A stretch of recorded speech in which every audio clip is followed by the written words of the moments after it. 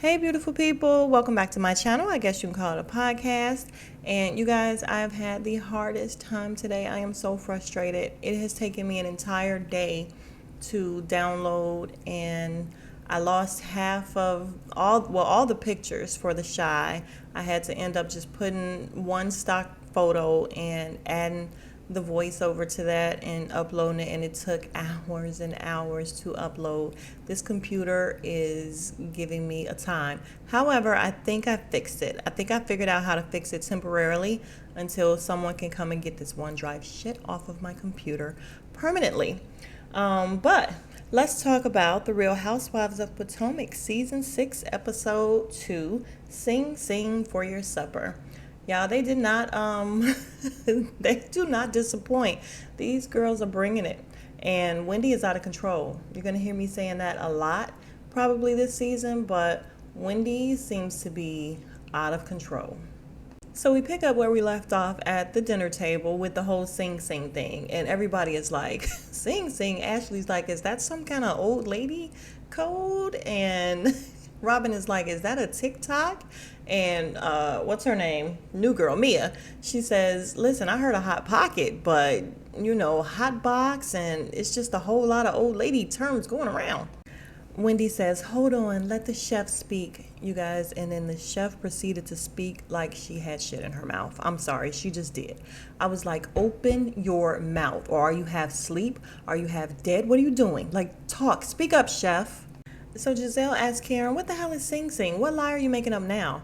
And Karen's like, you start it and I finish it. And she starts saying, you're a liar, you're a liar. And she says it over and over again. And Mia's like, that's a bop. So Giselle looks at Mia and she says, I'm glad you're her friend because she has no friends.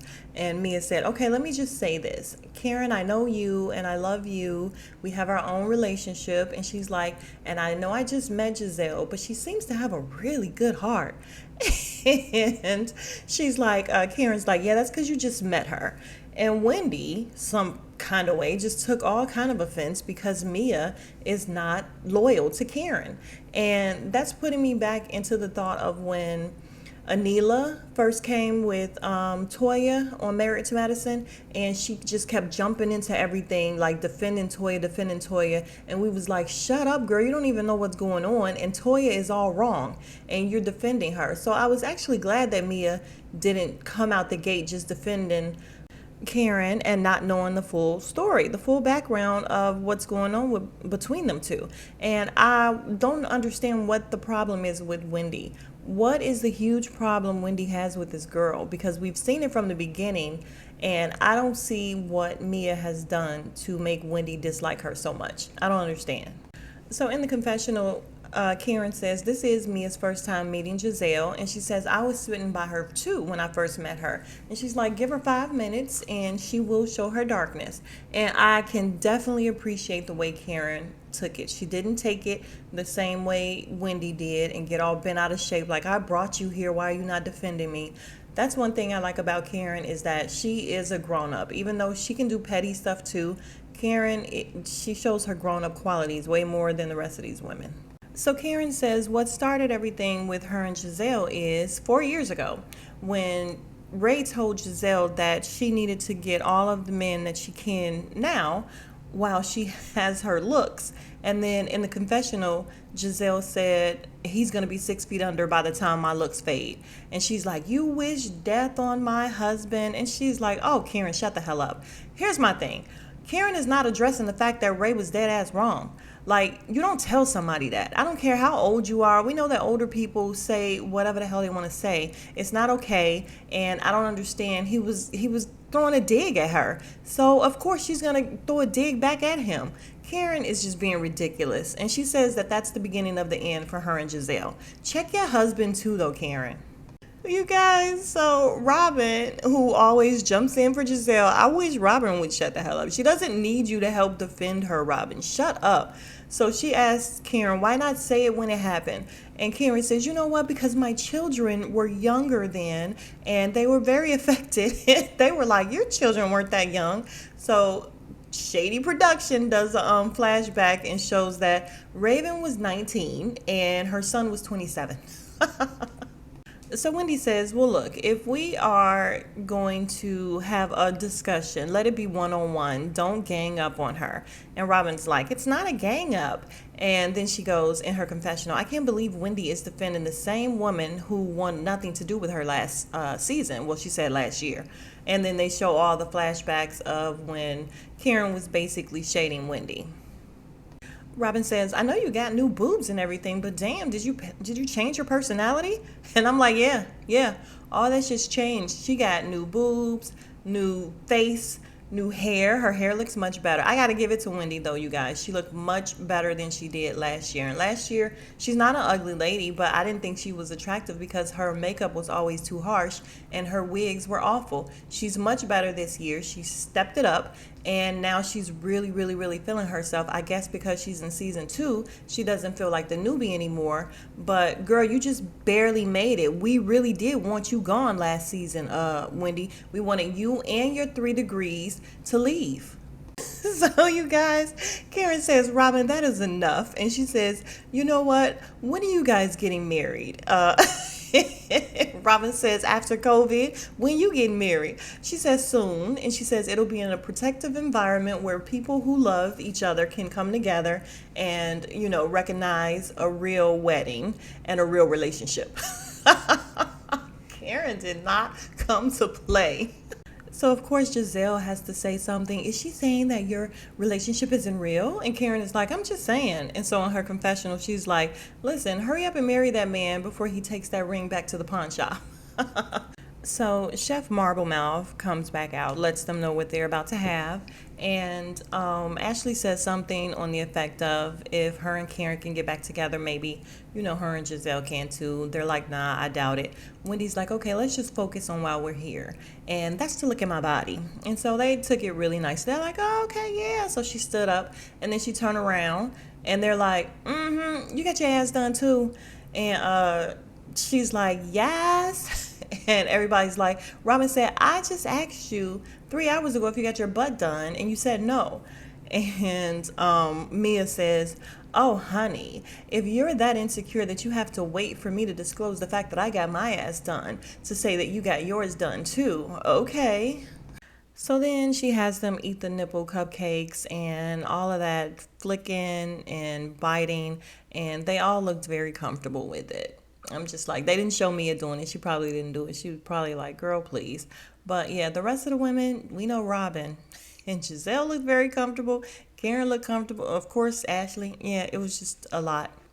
So the ladies get ready to go, and every time Mia says anything, she was talking to Giselle and Robin, and they were exchanging numbers. And I think, is Wendy just jealous that she didn't gel well with her and that she likes Giselle and them? Like, I don't understand. I really don't understand what Wendy's issue is, but she's irritated every time Mia says anything. And again, she mentions how she is disloyal to Karen. We are now introduced to Mia's family, and her penthouse is beautiful. And she said she didn't always come from money, she earned it. And then she said how when she first met her husband, she was concerned about the age gap. And she's like, he's my dad. She said, oh, but I got over it really quickly. And I'm thinking, he got money, right? Yeah, I bet you did get over really quickly. So Mia and her husband are making cupcakes with their youngest daughter, Juju. And she takes a call. She lets him know before the call comes in, though. She's like, I have to take a call real quick. And he's like, well, should you wait until after we do the cupcakes? And she's like, no, I'll just take it real quick. And at the same time, Juju is just all over everywhere, but he's there too. So when she gets off the phone, he's all bent out of shape because she took a call while they were doing stuff. And apparently he's a stay-at-home dad now. So she says he built his empire and now he's home where he wants to be with the kids. So he's like, yeah, you took a call while we were doing stuff with the kids. And she's like, Juju, tell daddy who runs it here. Mommy's the boss. And Juju says something. And when they finish, she wants sprinkles. There's no sprinkles. She run off screaming and they run after her. And I'm like, Juju need her little ass beat. And you guys, I say that, however, I do not condone beating your kid, but Juju was just too much. She needed to be locked in that room or something. Just shut up. I didn't beat my kid, didn't whoop my kid, and you could tell because she turned into a little monster. She's 23 now, so she's good. She's a good girl. But we then get to Candace, and Candace is acting. Chris is her manager, yada, yada, yada. We don't care. Let's get past it. So we have Ashley's mom going to her house, and Dean is so cute. You can see where his and I'm not trying to be funny, but his color is coming in where he's not as super duper white as he was before. So cute. And then Ashley says that her and Michael are doing well, and she tells her mom he picks up on the first ring now. And I'm like, Lord, that has to be embarrassing. Her mom is like, good for you. And then she says that her mom and Michael are in a better place, and she's like, they hugged recently. And I'm just like, all of this just sounds terrible. It really does. So then she's talking to her mom, and she's telling her how her sex drive is there, but it's just uncomfortable to have sex. So she's like, we find other ways to get, we get creative. And then she's like, God gave me more than one hole. And I'm like, ugh, we know that that's the hole that he would prefer. Girl, you just got it redone or something. Didn't you just have surgery on it? And you just, it's just a mess. And she's telling her mom this. Well, she's telling all of us this. Like Ashley has no shame whatsoever. And she says, yeah, I just kind of lay there and turn and let Michael do his thing. And I'm like, ew, Michael is just so nasty. And they were talking about the fact that she got a nanny, and her mom is like, yeah, she's not a supermodel and everything, and that's good. And were you worried about that? And I'm like, no, she would be worried if it was a manny. Like, if it was a guy, then you would worry. A woman, no problem. So Robin goes to Giselle's house because the West Wing is done, and they're showing us a little tour. She has a really nice closet. The house is pretty on the inside, the interior, like Robin said. The only thing is, we know her style and her decor, but again, her closet is good. I mean, I can't shit on her house. It's nice. And then Robin says, yeah, the interior is good, but the outside, and she's like, I just don't understand it. She says, it looks like a house on a house. And I'm like, Robin, where's your house? How big is your house going to be? I can't wait to see Robin's house. So Giselle and Robin talk about uh, I was going to call him Jerome, Jamal, and the fact that he's not around. And during the pandemic, it's even worse. She hasn't seen him. Talking about, I'm starting to think he really does live in my phone. Girl, he been living in your phone. And let me just say one thing regarding this. I think it's a shame. It really is awful that they use that as a storyline. I mean, nice of him to decide to come on to help her out. However, the fact that they involved these children in that lie, it was a complete and total lie. And the girls were not enthused. The girls were not appreciative of being involved. I don't even know if they knew it was a lie at the time, but I just feel like that wasn't cool. That wasn't cool because you used your kids, and that they were really affected by that. So anyway, she says that she's ready to break up with him because she needs somebody that's closer. So they're done. Okay, whatever.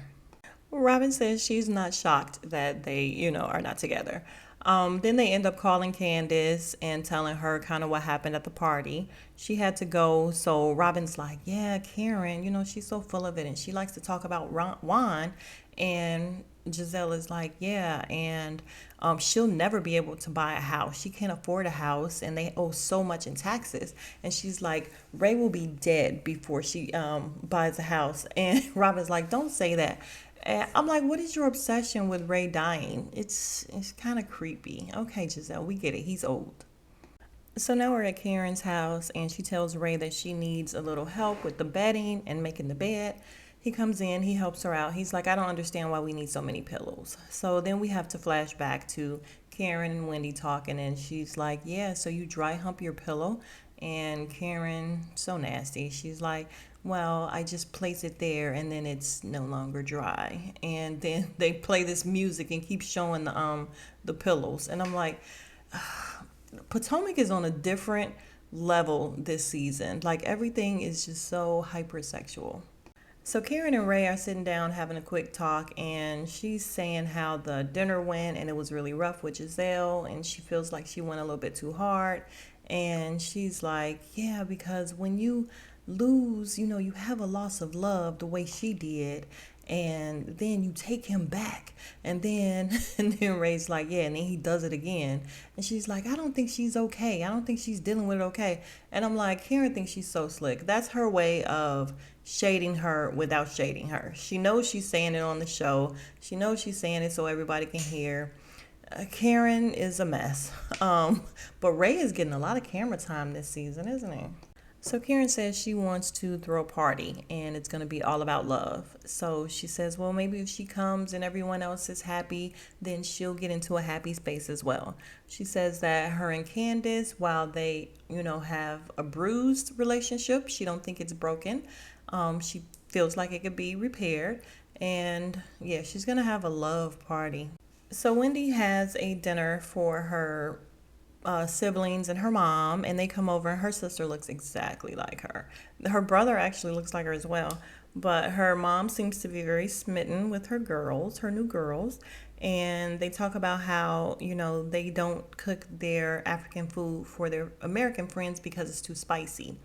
So they sit down and they're talking about how well, I guess Wendy's mom was joking. I don't know, but she said her boobs are like flapjacks, and she wants a boob job, and she's like, and you guys are gonna pay for it. And Wendy's husband just kept laughing and looking away, like he said, I'm just gonna sit over here and eat. She's like, because if you don't pay for it, and I'm gonna give you until the end of December, I'm gonna sue you. And they just started laughing. They were all like, what? And I'm like, what am I watching? But it was cute enough. Wendy says she's not sure if what she's doing is what her passion is, and then she brings out these candles. She is passionate about candles. So eventually her mom says, listen, I support you in whatever it is you want to do. So then we have Karen going to visit Ashley, and Ashley's on the phone talking about her placenta. Apparently she's going to eat some of it after she has the new baby because she suffered from postpartum so bad. And Karen, of course, is like ill. Then she tells her about the party. But first, Ashley has to ask her about the Sing Sing thing. She's like, yeah, you went kind of in. You did a whole lot. And she's like, but of course we want to know what Sing Sing is. And Karen's like, yeah, I don't know. She's like, I just kind of made it up. And once I looked it up and saw that it was like jail or whatever, I don't know. And I'm like, really? Is that the truth? Or is she just trying to downplay whatever it is she said? But to our knowledge, we don't know that Giselle has ever been to Sing Sing, right? So maybe she did just make it up. And I'm like, where'd you come up with that from? So Dean ends up waking up. Dean doesn't like Karen. Karen invites, while she's there, she invites Ashley to her party, her love party. And she says Michael is okay to come in, he's welcome to come in the house. And I'm like, wow, Michael wouldn't be welcome to come anywhere near me. He is a creep. And I think, didn't him and Ray get into it real bad at some point? Whatever. But yeah, Dean wakes up. Dean doesn't like Karen, so Karen leaves.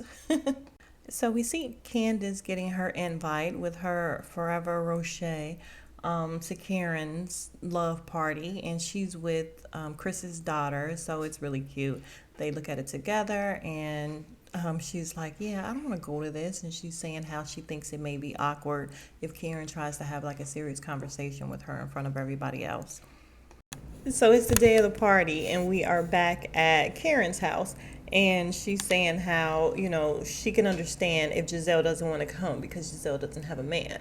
And she's like, but Robin, she can feel free to come.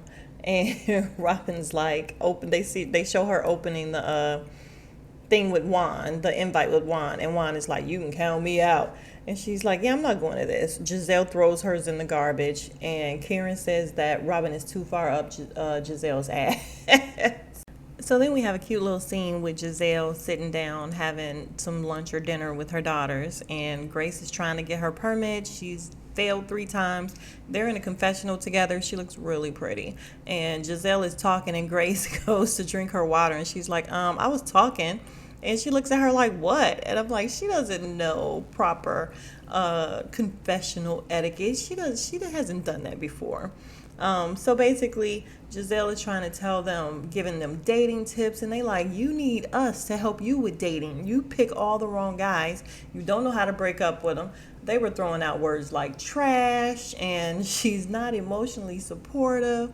I'm like, dang, you just cannot win. When your kids become teens and then young adults, you cannot win with them. And they make you feel like the oldest, most uncool person alive. No matter who you are, no matter what you've done, you are not cool enough. So, cute little scene. So we're back at Karen's house and she has on like this tracksuit. It's cute, but it's kind of dressed down for having people over, especially knowing that they're probably going to dress up. So I don't know, but I guess she just wanted to have a day at home of food, friends, and fun and games and everything. So she just dressed casually. But Mia came in. She has on sequins, and her husband came. Apparently, Karen wants Ray to go bald soon. I don't know why. So during this discussion, we find out that Mia is Gordon's fourth wife. Yeah, number 4. So Wendy and Eddie arrive next, and Wendy says hello to not G. Why am I about to call her Gigi? Wendy says hello to Mia, and she's super dry and phony.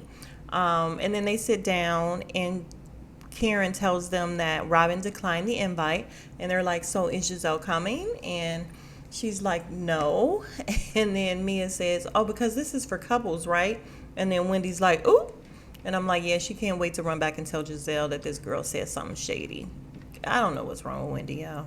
So Ashley comes. She has on her little dress and her Converse, and Karen is like, well, where is Michael? And she's like, well, Michael's home with the baby. And then Karen says something in the confessional like, oh, she's gonna party with or without him, and she does all this. And I'm like, who cares? Michael's not gonna come to your house, and you shouldn't even want him there. So whatever. Then Candace shows up, and she goes in, and Karen's like, hi, Candace. So after Candace and Karen say hello, and she's talking about how she's still trying to get the daggers out of her back because Karen pretty much didn't want to acknowledge what she went through. And I'm like, girl, get over it. She walks into the room where Mia, Ashley, and Wendy were, and she speaks to Ashley. No hug or anything, but it was cordial. And I'm like, you should be madder at Ashley than Karen. So I don't understand. Or maybe she was more hurt by Karen because she liked her more. I don't know. But Wendy gets up and she's like, look at my ass. And I'm like, girl, sit your ass down. So they're talking about childbirth, and Mia says how she's had 3 cesareans, scheduled cesareans. She has not had a vaginal birth. And Wendy says, oh yeah, because you're how old? And I'm like, what does that have to do with her giving birth, period, Wendy? You just trying to be shady. Y'all, I'm going to try really, really hard not to keep harping on Wendy, but she is really working my nerves already. And anyway, Mia says, yeah, I had to check my ID, and I am 36.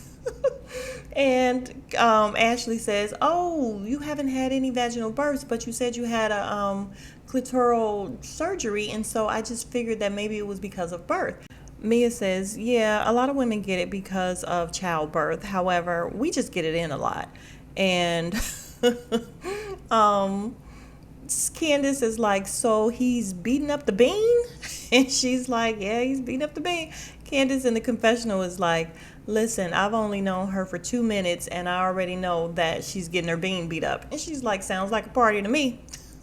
So Candace tells Mia, oh, you're fabulous. She says, you're fabulous too. And she says, I was hoping I would get to meet you the other day at Wendy's. And Wendy's just looking and rolling her eyes. And Candace is like, yeah, I heard at dinner there was like a scuffle with the Saints. And Karen is like, yeah, but we're here to talk about love. We're not here to rehash what happened at dinner. So Mia tells Karen, yeah, because you're a real boss. And Wendy is like, yeah, but Mia, you were the one the other day telling Giselle how much she had such a good heart and everything. She says, now you're saying Karen is a real boss, and it just seems like your tone is changing. Does it really, you guys? Can she not like both of them? Can she not support both of them? How old is Wendy? So Mia says, Karen said before we got there that if you guys mish, then mish. If you don't mish, then don't mish. And she's like, and so we mished. And I'm like, girl, do you mean mesh? Oh my God. And they're just looking at her, and she says, yeah, but when you wish death on someone's husband, I have to reevaluate your character. So Candace says, who wished death upon whom? And Karen gets into the whole thing about, Giselle saying it to Ray. And Candace is cracking up. And then Wendy says, oh, so now you don't think she has a good character? And she's like, no, I didn't hear that dialogue before I said that. And Wendy's like, okay, so you've changed your mind now. And Wendy says, well, you still asked for her phone number after you heard that. And she's like, well, what I was doing was trying to lighten the air, which is something you should have done because it was your home. And Wendy says, well, I did that, sweetie. So then Ashley says, well, then we would have thought that you would have given Karen the benefit of the doubt a little bit more since you came with her and you know her. And so then her and Wendy are kind of ganging up, and Wendy's like, yeah, since you just met Giselle, like you had only known her for like 10 seconds. And Mia's like, what do you all care about what I'm doing if Karen doesn't care?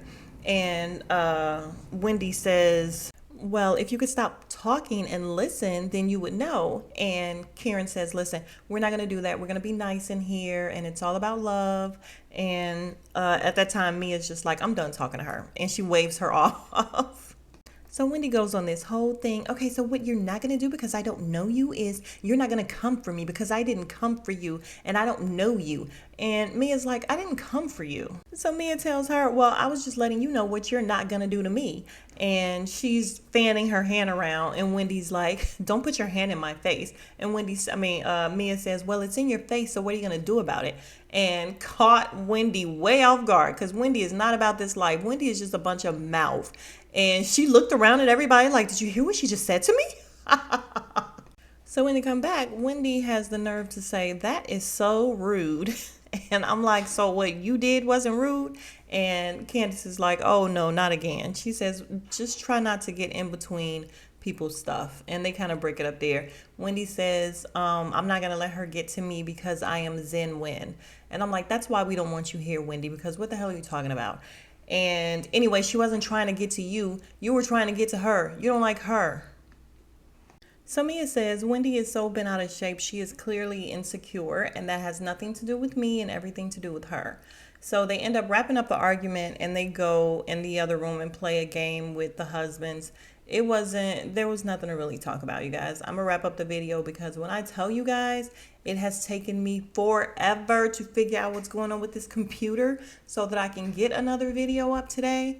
When I say it's taken all day, it's taken all day. And I am just so happy that I finally, hopefully got it figured out.